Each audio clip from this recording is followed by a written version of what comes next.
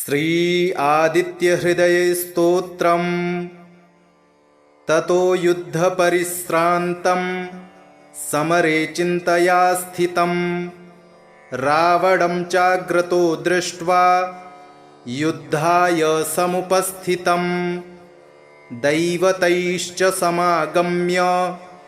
द्रष्टुमभ्यागतो रणम् उपगम्याब्रवीद्राम मगस्त्यो भगवांस्तदा राम राम महाबाहो शृणु गुह्यं सनातनं येन सर्वा नरीन् वत्स समरे विजयिष्यसे आदित्यहृदयं पुण्यं सर्वशत्रुविनाशनं जयावहं जपं नित्यमक्षयं परमं शिवं सर्वमङ्गलमाङ्गल्यं सर्वपापप्रणाशनं चिन्ताशोकप्रशमनमायुर्वर्धनमुत्तमं रश्मिमन्तं समुद्यन्तं देवासुरनमस्कृतं पूजयस्व विवस्वन्तं भास्करं भुवनेश्वरं सर्वदेवात्मको ह्येष तेजस्वी रश्मिभावनः एष देवासुरगणान् लोकान् पाति गभस्तिभिः एष ब्रह्मा च विष्णुश्च शिवः स्कन्दः प्रजापतिः महेन्द्रो धनदः कालो यमः सोमो ह्यपाम्पतिः पितरो वसवः साध्या अश्विनौ मरुतो मनुः वायुर्वह्निः प्रजाः प्राण ऋतुकर्ता प्रभाकरः आदित्यः सविता सूर्यः खगः पूषा गभस्तिमान् सुवर्णसदृशो भानुर्हिरण्यरेता दिवाकरः हरिदश्वः सहस्रार्चिः सप्तसप्तिर्मरीचिमान् तिमिरोन्मथनः शम्भुस्त्वष्टा मार्तण्डकोऽंशुमान् हिरण्यगर्भः शिशिरस्तपनोहस्करो रविः अग्निगर्भोदितेः पुत्रः शङ्खः शिशिरनाशनः व्योमनाथस्तमो भेदी ऋग्यजुःसामपारगः घनवृष्टिरपां मित्रो विन्ध्यवीथीप्लवङ्गमः आतपीमण्डली मृत्युः पिङ्गलः सर्वतापनः कविर्विश्वो महातेजा रक्तः सर्वभवोद्भवः नक्षत्रग्रहताराडा मधिपो विश्वभावनः तेजसामपि तेजस्वी द्वादशात्मन्नमोऽस्तु ते नमः पूर्वाय गिरये पश्चिमायाद्रये नमः ज्योतिर्गणानां पतये दीनाधिपतये नमः जयाय जयभद्राय हर्यश्वाय नमो नमः नमो नमः सहस्रांशो आदित्याय नमो नमः नम उग्राय वीराय सारंगाय नमो नमः नमः पद्मप्रबोधाय प्रचण्डाय नमोऽस्तु ते ब्रह्मेशानाच्युतेशाय सूरायादित्यवर्चसे भास्वते सर्वभक्षाय रौद्राय वपुषे नमः तमोघ्नाय हिमघ्नाय शत्रुघ्नायामितात्मने कृतघ्नघ्नाय देवाय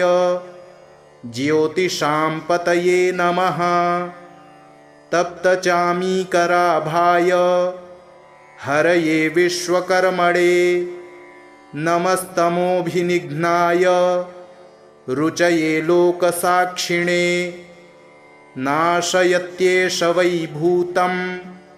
तमेव सृजति प्रभुः पायत्येष तपत्येष वर्षत्येष गभस्तिभिः एष सुप्तेषु जागर्ति भूतेषु परिनिष्ठितः एष चैवाग्निहोत्रं च फलं चैवाग्निहोत्रिणां देवाश्च क्रतवश्चैव क्रतूनां फलमेव च यानि कृत्यानि लोकेषु सर्वेषु परमप्रभुः एनमापत्सु कृच्छ्रेषु कान्तारेषु भयेषु च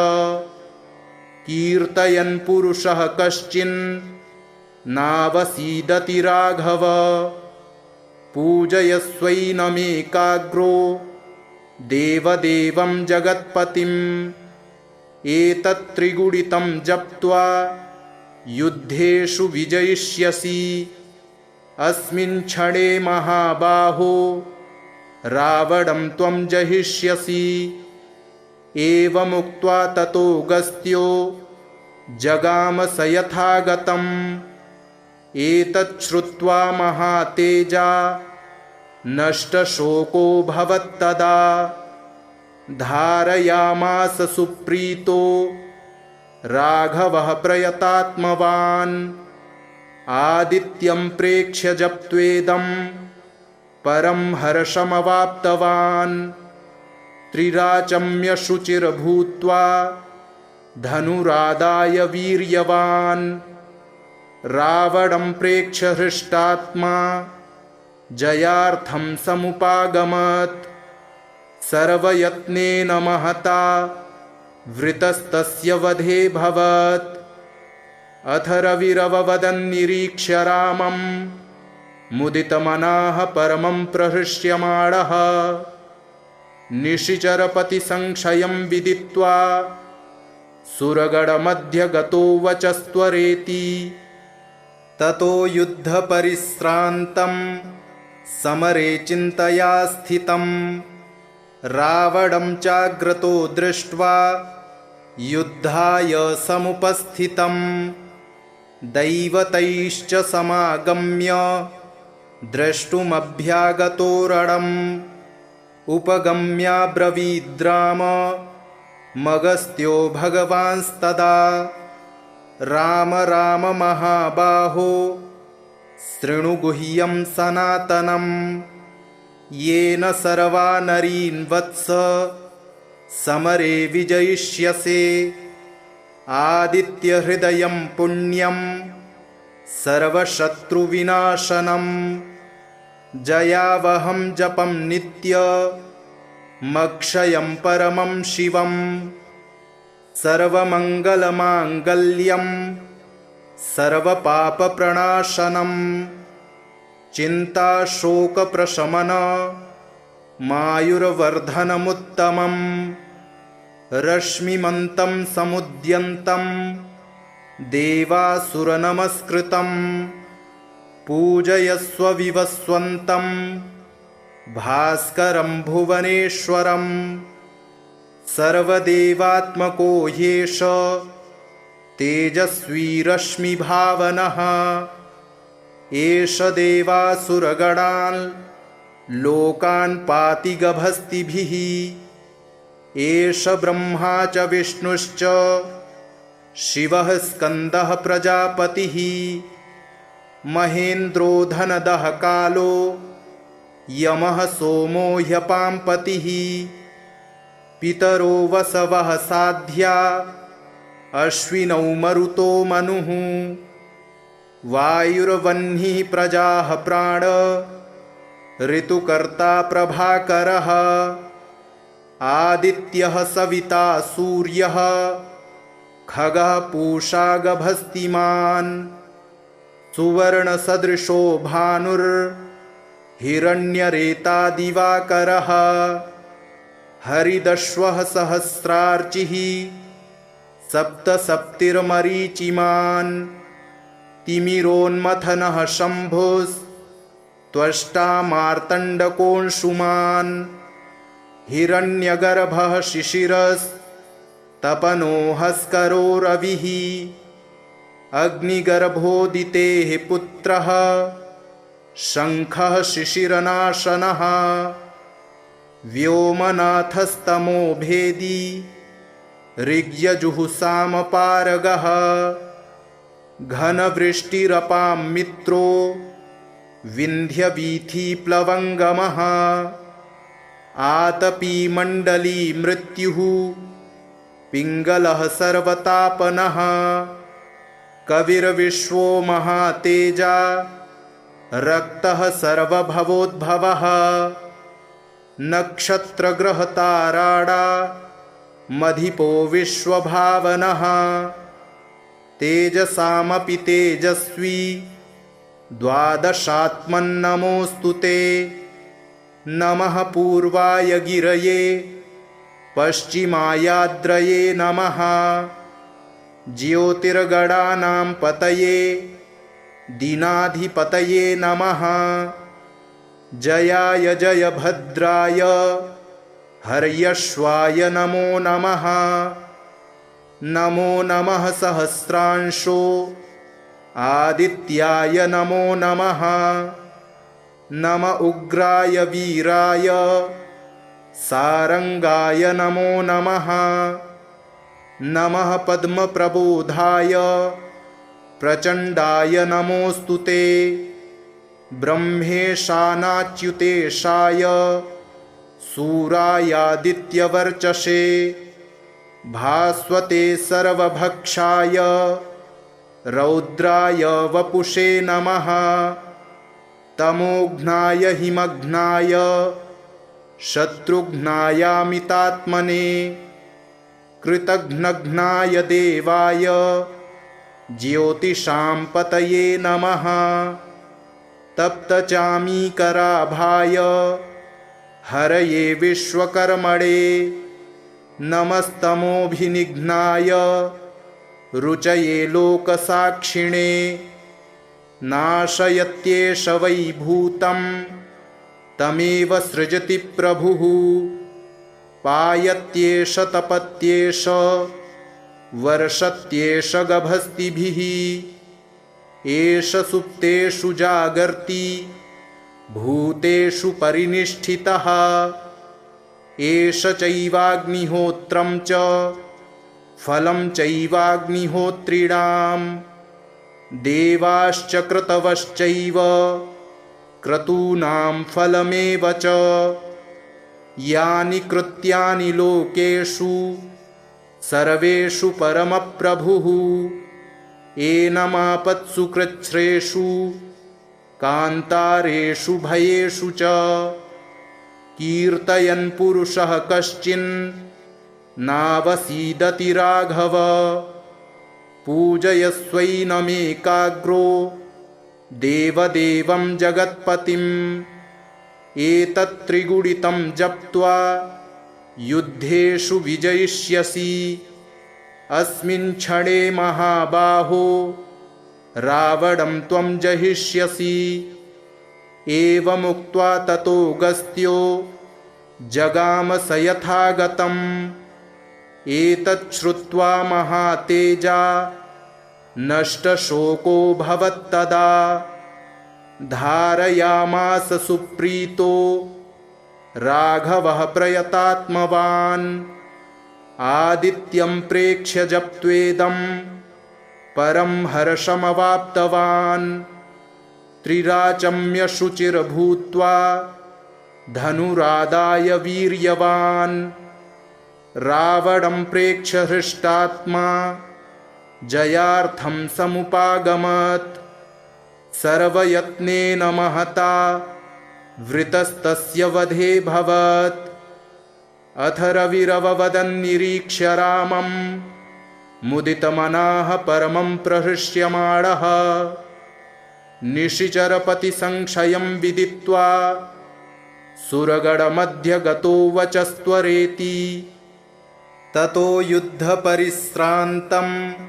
समरे चिन्तया स्थितं रावणं चाग्रतो दृष्ट्वा युद्धाय समुपस्थितं दैवतैश्च समागम्य द्रष्टुमभ्यागतो रणम् उपगम्याब्रवीद्राम मगस्त्यो भगवांस्तदा राम राम महाबाहो शृणु गुह्यं सनातनं येन सर्वा नरीन् वत्स समरे विजयिष्यसे आदित्यहृदयं पुण्यं सर्वशत्रुविनाशनं जयावहं जपं नित्यमक्षयं परमं शिवं सर्वमङ्गलमाङ्गल्यं सर्वपापप्रणाशनं चिन्ताशोकप्रशमनमायुर्वर्धनमुत्तमं रश्मिमन्तं समुद्यन्तं देवासुरनमस्कृतं पूजयस्व विवस्वन्तं भास्करं भुवनेश्वरं सर्वदेवात्मको ह्येष तेजस्वी रश्मिभावनः एष देवासुरगणान् लोकान् पाति गभस्तिभिः एष ब्रह्मा च विष्णुश्च शिवः स्कन्दः प्रजापतिः महेन्द्रो धनदः कालो यमः सोमो ह्यपाम्पतिः पितरो वसवः साध्या अश्विनौ मरुतो मनुः वायुर्वह्निः प्रजाः प्राण ऋतुकर्ता प्रभाकरः आदित्यः सविता सूर्यः खगः पूषा गभस्तिमान् सुवर्णसदृशो भानुर्हिरण्यरेता दिवाकरः हरिदश्वः सहस्रार्चिः सप्तसप्तिर्मरीचिमान् तिमिरोन्मथनः शम्भुस्त्वष्टा मार्तण्डकोऽंशुमान् हिरण्यगर्भः शिशिरस्तपनो रविः अग्निगर्भोदितेः पुत्रः शङ्खः शिशिरनाशनः व्योमनाथस्तमो भेदी ऋग्यजुःसामपारगः घनवृष्टिरपां मित्रो विन्ध्यवीथीप्लवङ्गमः आतपीमण्डली मृत्युः पिङ्गलः सर्वतापनः कविर्विश्वो महातेजा रक्तः सर्वभवोद्भवः नक्षत्रग्रहताराडा मधिपो विश्वभावनः तेजसामपि तेजस्वी द्वादशात्मन्नमोऽस्तु ते नमः पूर्वाय गिरये पश्चिमायाद्रये नमः ज्योतिर्गणानां पतये दीनाधिपतये नमः जयाय जयभद्राय हर्यश्वाय नमो नमः नमो नमः सहस्रांशो आदित्याय नमो नमः नम उग्राय वीराय सारंगाय नमो नमः नमः पद्मप्रबोधाय प्रचण्डाय नमोऽस्तु ते ब्रह्मेशानाच्युतेशाय सूरायादित्यवर्चसे भास्वते सर्वभक्षाय रौद्राय वपुषे नमः तमोघ्नाय हिमघ्नाय शत्रुघ्नायामितात्मने कृतघ्नघ्नाय देवाय ज्योतिषां पतये नमः तप्तचामीकराभाय हरये विश्वकर्मणे नमस्तमोभिनिघ्नाय रुचये लोकसाक्षिणे नाशयत्येष वै भूतं तमेव सृजति प्रभुः पायत्येष तपत्येष वर्षत्येष गभस्तिभिः एष सुप्तेषु जागर्ति भूतेषु परिनिष्ठितः एष चैवाग्निहोत्रं च फलं चैवाग्निहोत्रिणां देवाश्च क्रतवश्चैव क्रतूनां फलमेव च यानि कृत्यानि लोकेषु सर्वेषु परमप्रभुः एनमापत्सु कृच्छ्रेषु कान्तारेषु भयेषु च कीर्तयन् पुरुषः कश्चिन् नावसीदति राघव पूजयस्वैनमेकाग्रो देवदेवं जगत्पतिम् एतत्त्रिगुणितं जप्त्वा युद्धेषु विजयिष्यसि अस्मिन् क्षणे महाबाहो रावणं त्वं जहिष्यसि एवमुक्त्वा ततोऽगस्त्यो जगाम स यथागतम् एतच्छ्रुत्वा महातेजा नष्टशोको भवत्तदा धारयामास सुप्रीतो राघवः प्रयतात्मवान् आदित्यं प्रेक्ष्य जप्त्वेदं परं हर्षमवाप्तवान् त्रिराचम्य शुचिर्भूत्वा धनुरादाय वीर्यवान् रावणं प्रेक्ष्य हृष्टात्मा जयार्थं समुपागमत् सर्वयत्नेन महता वृतस्तस्य वधे भवत् अथ रविरववदन्निरीक्ष्य रामं मुदितमनाः परमं प्रहृष्यमाणः निशिचरपतिसंक्षयं विदित्वा सुरगणमध्यगतो वचस्त्वरेति ततो युद्धपरिश्रान्तं समरे चिन्तया स्थितं रावणं चाग्रतो दृष्ट्वा युद्धाय समुपस्थितं दैवतैश्च समागम्य द्रष्टुमभ्यागतो रणम् उपगम्याब्रवीद्राम मगस्त्यो भगवांस्तदा राम राम महाबाहो शृणु गुह्यं सनातनम् येन सर्वा नरीन् वत्स समरे विजयिष्यसे आदित्यहृदयं पुण्यं सर्वशत्रुविनाशनम् जयावहं जपं नित्यमक्षयं परमं शिवम् सर्वमङ्गलमाङ्गल्यं सर्वपापप्रणाशनम् चिन्ताशोकप्रशमन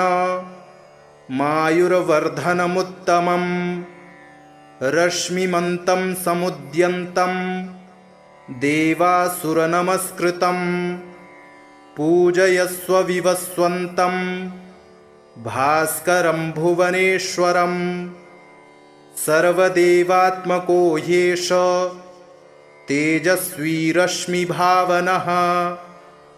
एष देवासुरगणान्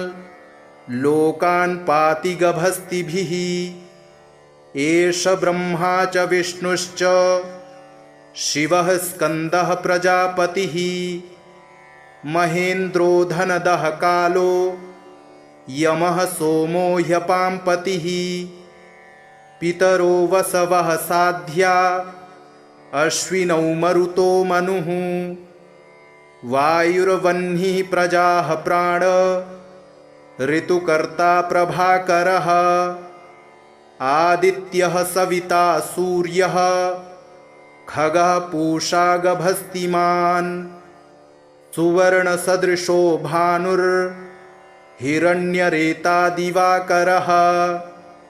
हरिदश्वः सहस्रार्चिः सप्तसप्तिर्मरीचिमान् तिमिरोन्मथनः शम्भुस्त्वष्टा मार्तण्डकोऽंशुमान् हिरण्यगर्भः शिशिरस् तपनोहस्करो रविः अग्निगर्भोदितेः पुत्रः शङ्खः शिशिरनाशनः व्योमनाथस्तमो भेदी ऋग्यजुःसामपारगः घनवृष्टिरपां मित्रो विन्ध्यवीथिप्लवङ्गमः आतपीमण्डली मृत्युः पिङ्गलः सर्वतापनः कविर्विश्वो महातेजा रक्तः सर्वभवोद्भवः नक्षत्रग्रहताराडा मधिपो विश्वभावनः तेजसामपि तेजस्वी द्वादशात्मन्नमोऽस्तु ते नमः पूर्वाय गिरये पश्चिमायाद्रये नमः ज्योतिर्गणानां पतये दीनाधिपतये नमः जयाय जयभद्राय हर्यश्वाय नमो नमः नमो नमः सहस्रांशो आदित्याय नमो नमः नम उग्राय वीराय सारंगाय नमो नमः नमः पद्मप्रबोधाय प्रचण्डाय नमोऽस्तु ते ब्रह्मेशानाच्युतेशाय सूरायादित्यवर्चसे भास्वते सर्वभक्षाय रौद्राय वपुषे नमः तमोघ्नाय हिमघ्नाय शत्रुघ्नायामितात्मने कृतघ्नघ्नाय देवाय ज्योतिषां पतये नमः तप्तचामीकराभाय हरये विश्वकर्मणे नमस्तमोभिनिघ्नाय रुचये लोकसाक्षिणे नाशयत्येष वै भूतं तमेव सृजति प्रभुः पायत्येष तपत्येष वर्षत्येष गभस्तिभिः एष सुप्तेषु जागर्ति भूतेषु परिनिष्ठितः एष चैवाग्निहोत्रं च फलं चैवाग्निहोत्रिणां देवाश्च क्रतवश्चैव क्रतूनां फलमेव च यानि कृत्यानि लोकेषु सर्वेषु परमप्रभुः एनमापत्सु कृच्छ्रेषु कान्तारेषु भयेषु च कीर्तयन् पुरुषः कश्चिन् नावसीदति राघव पूजयस्वैनमेकाग्रो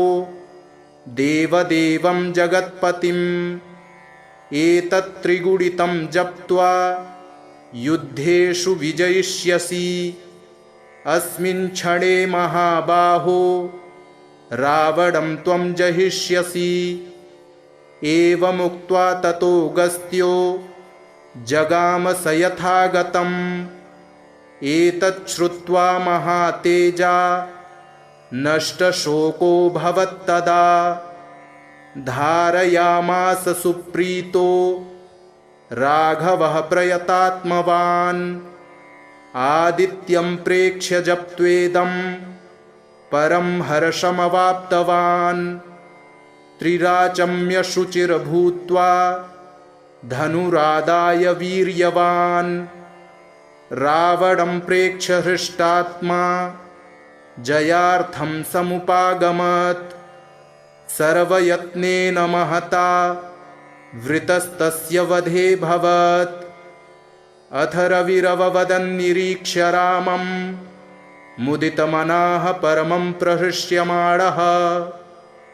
निशिचरपतिसंक्षयं विदित्वा सुरगणमध्यगतो वचस्त्वरेति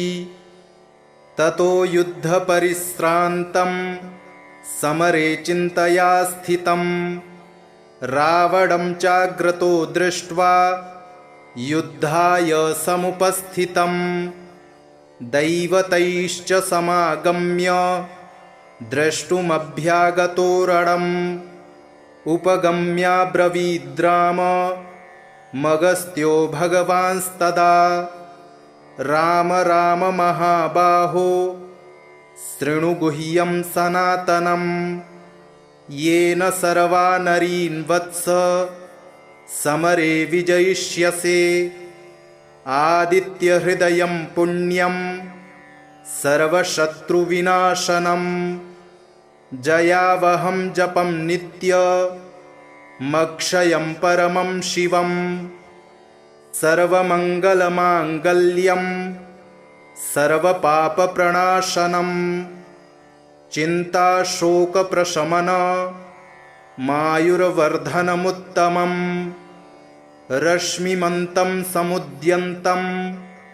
देवासुरनमस्कृतं पूजयस्व विवस्वन्तं भास्करं भुवनेश्वरं सर्वदेवात्मको ह्येष तेजस्वी रश्मिभावनः एष देवासुरगणान् लोकान् पाति गभस्तिभिः एष ब्रह्मा च विष्णुश्च शिवः स्कन्दः प्रजापतिः महेन्द्रो धनदः कालो यमः सोमो ह्यपाम्पतिः पितरो वसवः साध्या अश्विनौ मरुतो मनुः वायुर्वह्निः प्रजाः प्राण ऋतुकर्ता प्रभाकरः आदित्यः सविता सूर्यः खगः पूषा गभस्तिमान् सुवर्णसदृशो भानुर्हिरण्यरेता दिवाकरः हरिदश्वः सहस्रार्चिः सप्तसप्तिर्मरीचिमान् तिमिरोन्मथनः शम्भुस्त्वष्टा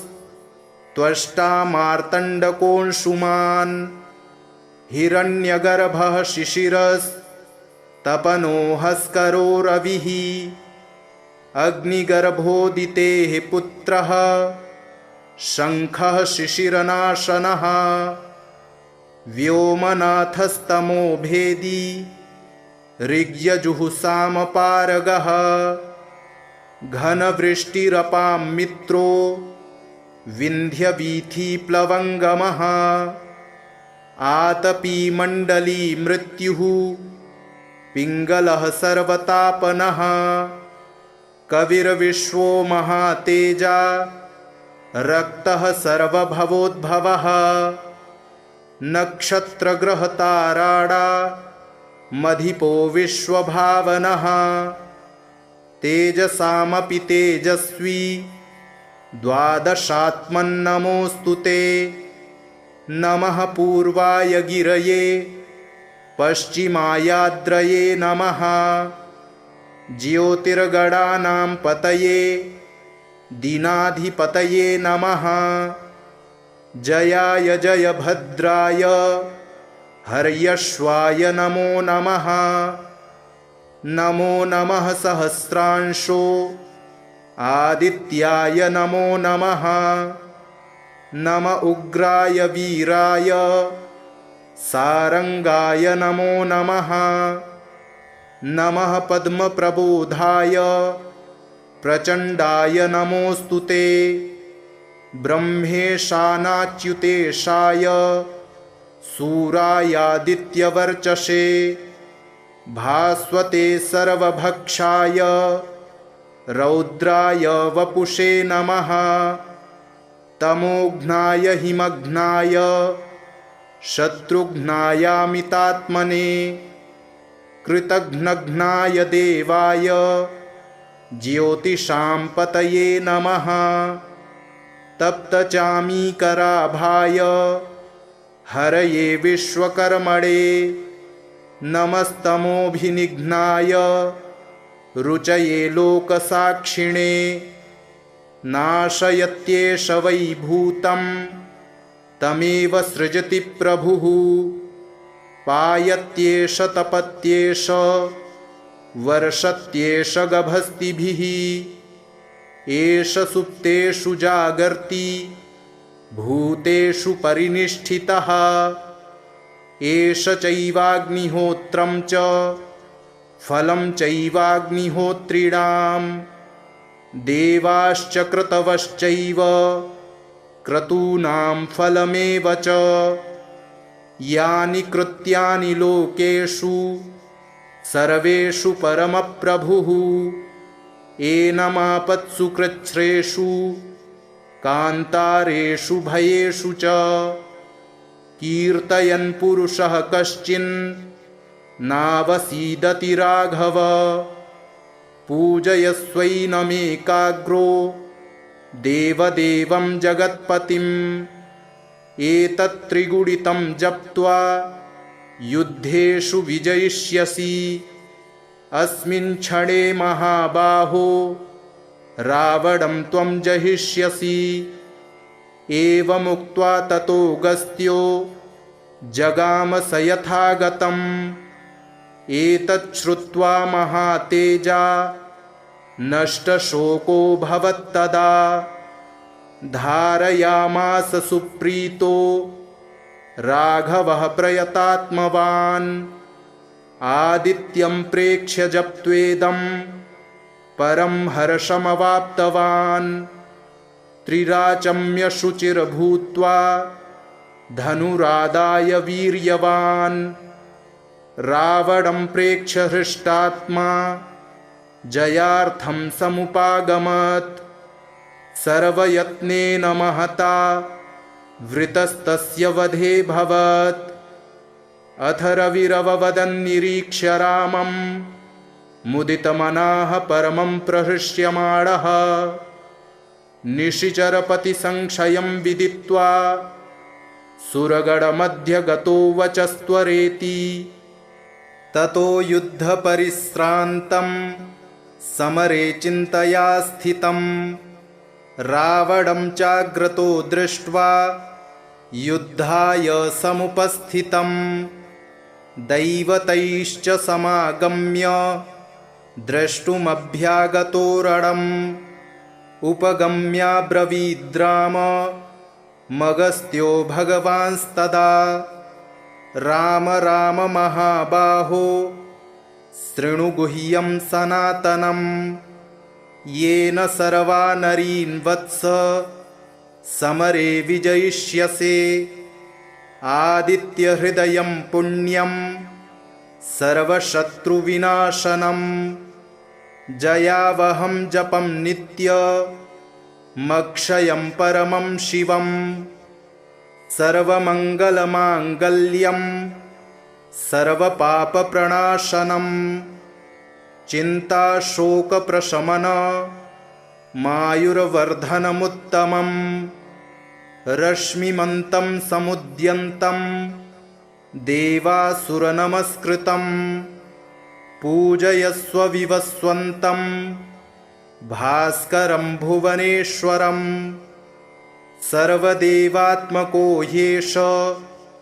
तेजस्वी रश्मिभावनः एष देवासुरगणान् लोकान् पाति गभस्तिभिः एष ब्रह्मा च विष्णुश्च शिवः स्कन्दः प्रजापतिः महेन्द्रो धनदः कालो यमः सोमो ह्यपाम्पतिः पितरो वसवः साध्या अश्विनौ मरुतो मनुः वायुर्वह्निः प्रजाः प्राण ऋतुकर्ता प्रभाकरः आदित्यः सविता सूर्यः खगः पूषा गभस्तिमान् सुवर्णसदृशो भानुर्हिरण्यरेता दिवाकरः हरिदश्वः सहस्रार्चिः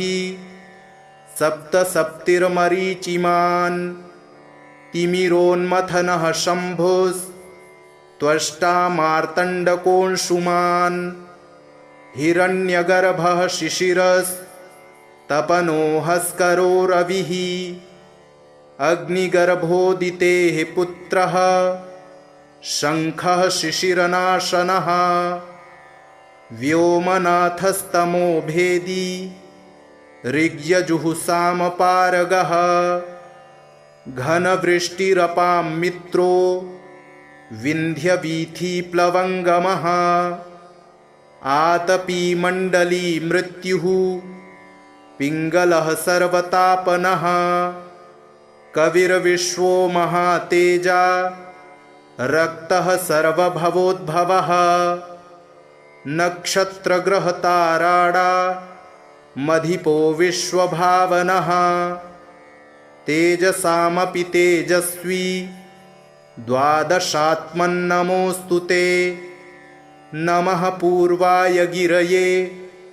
पश्चिमायाद्रये नमः ज्योतिर्गणानां पतये दीनाधिपतये नमः जयाय जयभद्राय हर्यश्वाय नमो नमः नमो नमः सहस्रांशो आदित्याय नमो नमः नम उग्राय वीराय सारंगाय नमो नमः नमः पद्मप्रबोधाय प्रचण्डाय नमोऽस्तु ते ब्रह्मेशानाच्युतेशाय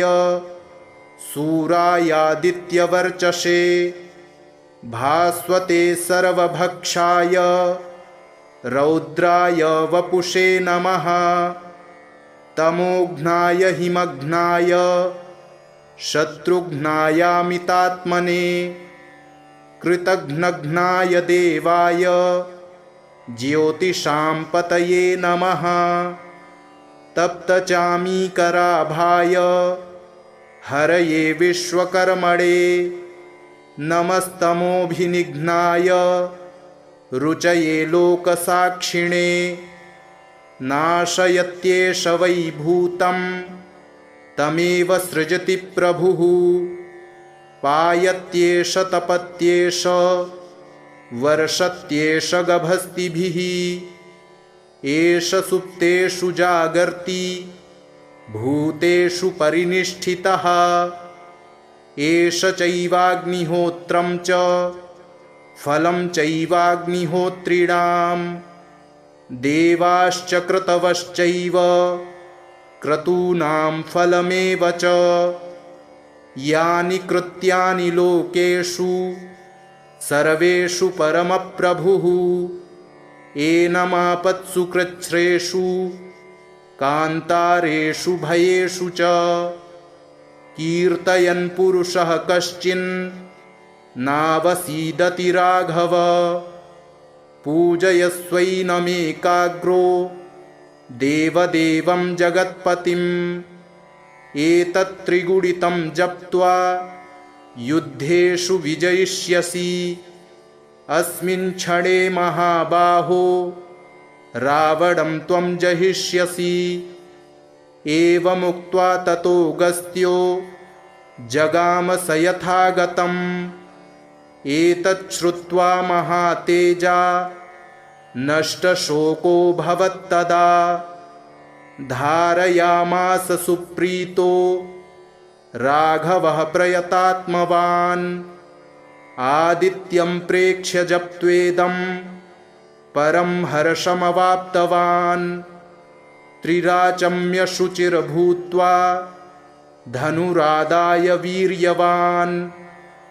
रावणं प्रेक्ष्य हृष्टात्मा जयार्थं समुपागमत् सर्वयत्नेन महता वृतस्तस्य वधे भवत् अथ रविरववदन्निरीक्ष्य रामं मुदितमनाः परमं प्रहृष्यमाणः निशिचरपतिसंक्षयं विदित्वा सुरगणमध्यगतो वचस्त्वरेति ततो युद्धपरिश्रान्तं समरे चिन्तया स्थितं रावणं चाग्रतो दृष्ट्वा युद्धाय समुपस्थितं दैवतैश्च समागम्य द्रष्टुमभ्यागतो रणम् उपगम्याब्रवीद्राम मगस्त्यो भगवांस्तदा राम राम महाबाहो शृणु गुह्यं सनातनं येन सर्वा नरीन् वत्स समरे विजयिष्यसे आदित्यहृदयं पुण्यं सर्वशत्रुविनाशनं जयावहं जपं नित्यमक्षयं परमं शिवं सर्वमङ्गलमाङ्गल्यं सर्वपापप्रणाशनं चिन्ताशोकप्रशमनमायुर्वर्धनमुत्तमं रश्मिमन्तं समुद्यन्तं देवासुरनमस्कृतं पूजयस्व विवस्वन्तं भास्करं भुवनेश्वरं सर्वदेवात्मको ह्येष तेजस्वी रश्मिभावनः एष देवासुरगणान् लोकान् पाति गभस्तिभिः एष ब्रह्मा च विष्णुश्च शिवः स्कन्दः प्रजापतिः महेन्द्रो धनदः कालो यमः सोमो ह्यपाम्पतिः पितरो वसवः साध्या अश्विनौ मरुतो मनुः वायुर्वह्निः प्रजाः प्राण ऋतुकर्ता प्रभाकरः आदित्यः सविता सूर्यः खगः पूषा गभस्तिमान् सुवर्णसदृशो भानुर्हिरण्यरेता दिवाकरः हरिदश्वः सहस्रार्चिः सप्तसप्तिर्मरीचिमान् तिमिरोन्मथनः शम्भुस्त्वष्टा मार्तण्डकोऽंशुमान् हिरण्यगर्भः शिशिरस्तपनो हस्करो रविः अग्निगर्भोदितेः पुत्रः शङ्खः शिशिरनाशनः व्योमनाथस्तमो भेदी ऋग्यजुःसामपारगः घनवृष्टिरपां मित्रो विन्ध्यवीथिप्लवङ्गमः आतपीमण्डली मृत्युः पिङ्गलः सर्वतापनः कविर्विश्वो महातेजा रक्तः सर्वभवोद्भवः नक्षत्रग्रहताराडा मधिपो विश्वभावनः तेजसामपि तेजस्वी द्वादशात्मन्नमोऽस्तु ते नमः पूर्वाय गिरये पश्चिमायाद्रये नमः ज्योतिर्गणानां पतये दीनाधिपतये नमः जयाय जयभद्राय हर्यश्वाय नमो नमः नमो नमः सहस्रांशो आदित्याय नमो नमः नम उग्राय वीराय सारंगाय नमो नमः नमः पद्मप्रबोधाय प्रचण्डाय नमोऽस्तु ते ब्रह्मेशानाच्युतेशाय सूरायादित्यवर्चसे भास्वते सर्वभक्षाय रौद्राय वपुषे नमः तमोघ्नाय हिमघ्नाय शत्रुघ्नायामितात्मने कृतघ्नघ्नाय देवाय ज्योतिषां पतये नमः तप्तचामीकराभाय हरये विश्वकर्मणे नमस्तमोभिनिघ्नाय रुचये लोकसाक्षिणे नाशयत्येष वै भूतं तमेव सृजति प्रभुः पायत्येष तपत्येष वर्षत्येष गभस्तिभिः एष सुप्तेषु जागर्ति भूतेषु परिनिष्ठितः एष चैवाग्निहोत्रं च फलं चैवाग्निहोत्रिणां देवाश्च क्रतवश्चैव क्रतूनां फलमेव च यानि कृत्यानि लोकेषु सर्वेषु परमप्रभुः एनमापत्सु कृच्छ्रेषु कान्तारेषु भयेषु च कीर्तयन् पुरुषः कश्चिन् नावसीदति राघव पूजयस्वैनमेकाग्रो देवदेवं जगत्पतिम् एतत्त्रिगुणितं जप्त्वा युद्धेषु विजयिष्यसि अस्मिन् क्षणे महाबाहो रावणं त्वं जहिष्यसि एवमुक्त्वा ततोऽगस्त्यो जगाम स यथागतम् एतत् श्रुत्वा महातेजा नष्टशोको भवत्तदा धारयामास सुप्रीतो राघवः प्रयतात्मवान् आदित्यं प्रेक्ष्य जप्त्वेदं परं हर्षमवाप्तवान् त्रिराचम्य शुचिर्भूत्वा धनुरादाय वीर्यवान् रावणं प्रेक्ष्य हृष्टात्मा जयार्थं समुपागमत् सर्वयत्नेन महता वृतस्तस्य वधे भवत् अथ रविरववदन्निरीक्ष्य रामं मुदितमनाः परमं प्रहृष्यमाणः निशिचरपतिसंक्षयं विदित्वा सुरगणमध्यगतो वचस्त्वरेति ततो युद्धपरिश्रान्तं समरे चिन्तया स्थितं रावणं चाग्रतो दृष्ट्वा युद्धाय समुपस्थितं दैवतैश्च समागम्य द्रष्टुमभ्यागतो रणम् उपगम्याब्रवीद्राम मगस्त्यो भगवांस्तदा राम राम महाबाहो शृणु गुह्यं सनातनं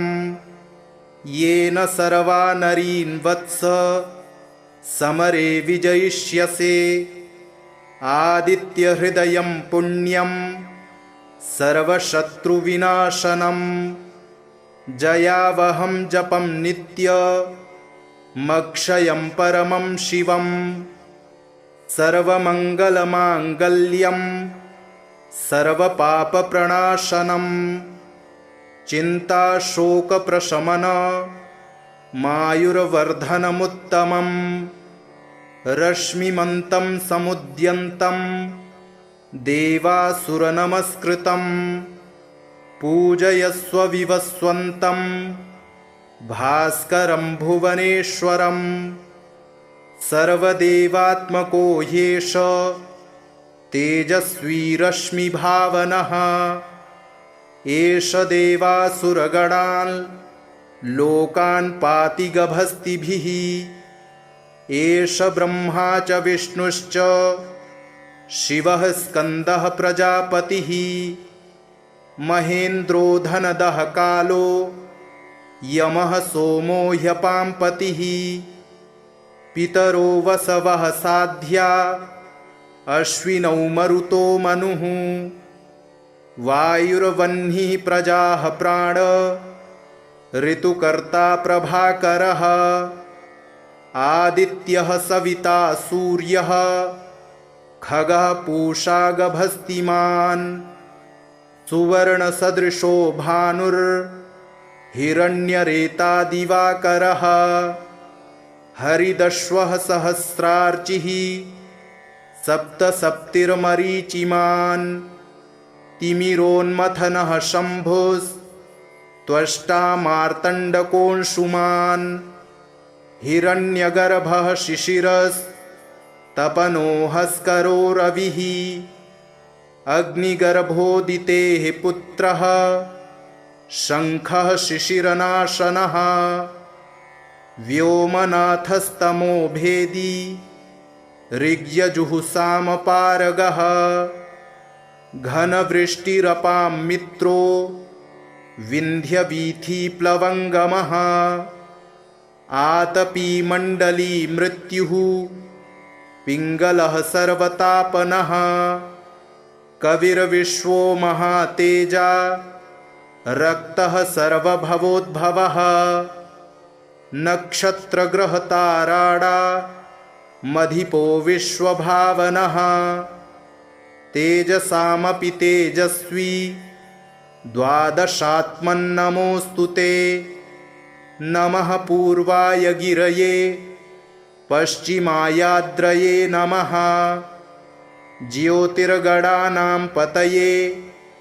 दीनाधिपतये नमः जयाय जयभद्राय हर्यश्वाय नमो नमः नमो नमः सहस्रांशो आदित्याय नमो नमः